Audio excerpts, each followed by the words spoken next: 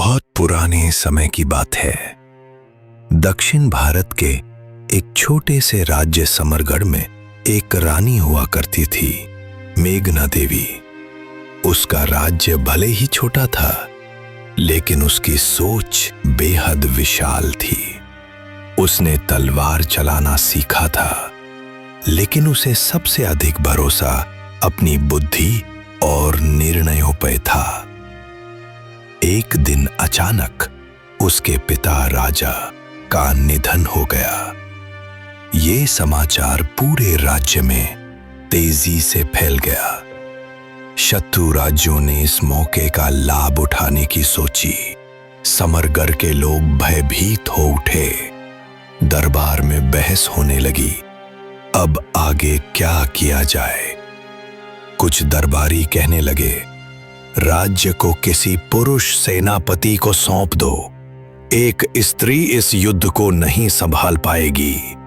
किसी ने कहा, रानी तो केवल नाम की है, वो युद्ध नहीं लड़ सकती।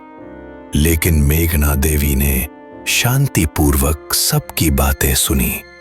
फिर एक दिन वो सबके सामने खड़ी होकर बोली, राज्य चलाना तलवार से नहीं, दिमाग से होता है।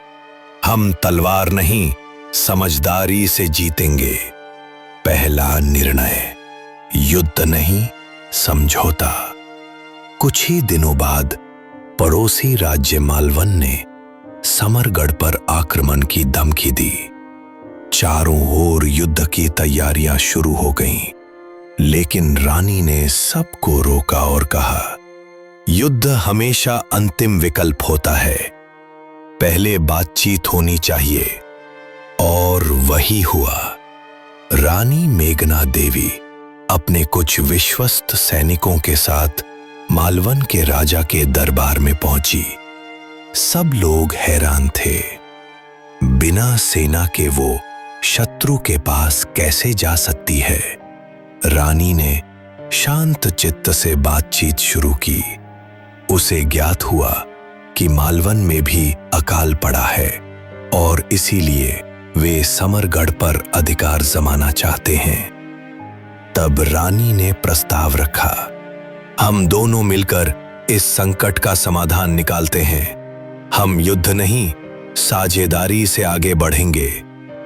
उसने जल प्रबंधन योजना का सुझाव दिया, जिससे दोनों राज्यों को पानी मिल सके।